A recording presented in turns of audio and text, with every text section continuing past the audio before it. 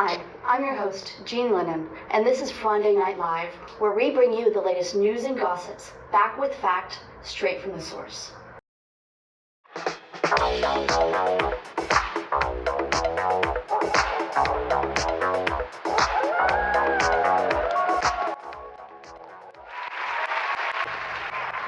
Today, we're discussing the latest hot topic, a tragically ended scientist, Victor Frankenstein. I have with me here today one of his school friends, here to tell us what he was like in university. Everyone, please give a warm welcome to Miss Evangeline. Evangelina. So, you said you knew Victor back in university. How did you two know each other? So, I've originally met him, we were in the courtyard, and I saw him from afar, and he looked really cute. So I kind of just had to play, well, hello, good morning, whatever, walked away, and that was kind of it. But we definitely connected, and we were both totally hooked. And from then on, we kind of just we would walk around together, and more so, I would follow him, but it's okay.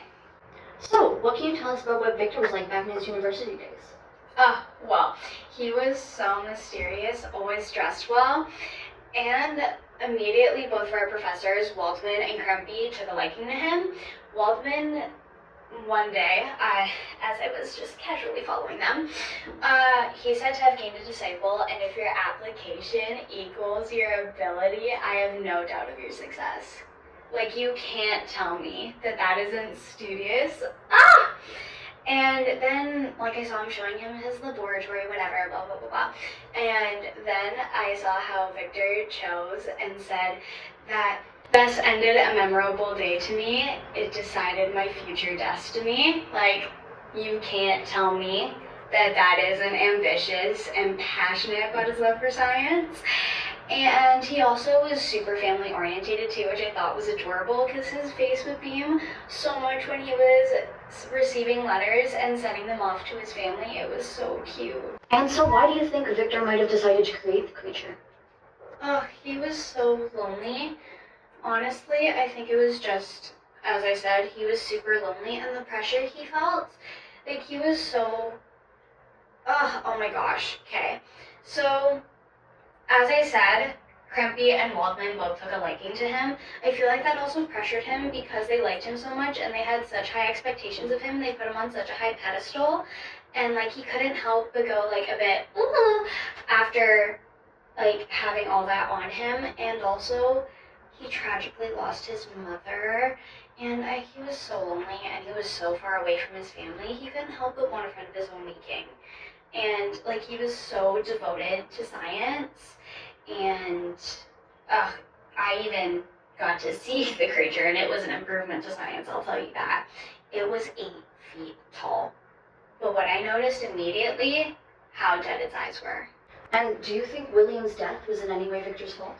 No, oh my goodness, oh my gosh. Okay, so as I said, he tragically lost his mother. And, imagine you go and create your own friend. Would you seriously create something to go and kill your family that you clearly love and adore so much? He couldn't stand losing someone so close to him. Oh my gosh. Objection! Sustained! Hi, welcome onto the show. This is Fronday Night Live. I'm the host, Jean Lennon. I'm aware. All right, would you like to introduce yourself to the audience? Tell us what spurred you to come onto the show tonight. My name is Kalina Hill, and I hate Victor Frankenstein. All right, sounds like you have some pretty strong feelings. How did you know him? Well, back when I was in college studying, I knew him only as kind of a shadow of the classroom. He's such a shut-in, and he's always by himself, his nose in his books, obsessed with learning. It's almost scary, and now we see why. All right, and what can you tell us about his personality? I think that Victor is a selfish shut-in who is allergic to responsibility. You see, in his childhood, when growing up, his mommy and daddy did everything he wanted. He lived such a perfect life. He never learned accountability, which made him turn himself into a monster, framing an innocent, beautiful creature of the earth. No! No! He could never do that! He's too much of a good person! I can't! Oh my Well, Alright, we have another one. And wasn't that enlightening? That concludes tonight's episode of Fronday Night Live. All your latest news and gossip, back with facts, straight from the source. I've been your host, Jean Lennon. Make sure to tune in next week for another episode of Fronday Night Live. Come back after our special message. Hey everyone, Jean Lennon here, back in my office after the show. Today's interview was pretty hectic, so I'm popping in to give you the need to know. Victor Frankenstein's personality and motivations can be interpreted in a variety of different ways, but there's a couple things we can all agree on. 1. He's ambitious and studious. He began university with a background in a field that was irrelevant at best and counterproductive at worst. Yet, after just 2 years, he became one of the university's top students, adored by his professors. He even made improvements in chemical equipment, earning self-recognition and esteem. Yet, he still wasn't satisfied, and decided to push chemistry and the natural sciences to lengths previously unheard of. 2. He's obsessive. He gets so absorbed in the pursuit of knowledge that he cuts himself off from his family and friends completely. Letters stream in, yet he doesn't reply to any of them. The only people he talks to are his professors.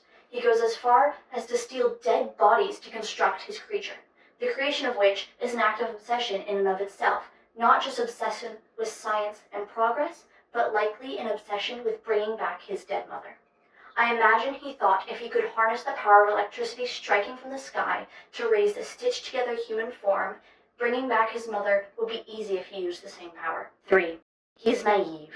He has had a very loving family his entire life, and from the sounds of it, he's never had to face real consequences before. He's had troubles, yes, but he doesn't know how the real world works. He is sheltered and judgmental because of his upbringing, so when he finds the creature hideous after successfully animating it, he is quick to judge. Because he has never had to face serious consequences, he doesn't know how to handle it. So he runs away, sticks his head in the sand, and chooses to believe that that alleviates him for being responsible for the creature.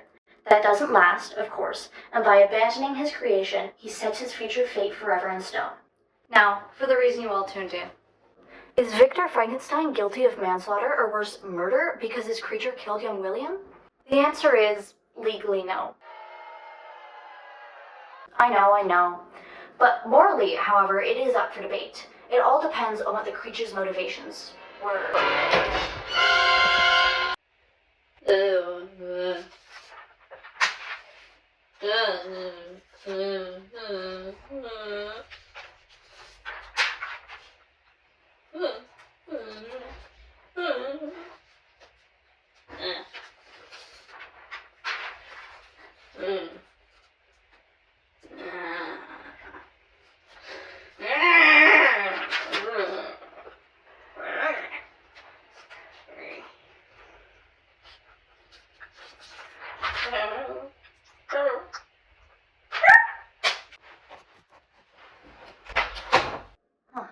That was odd. I thought the creature was in the North Pole or something.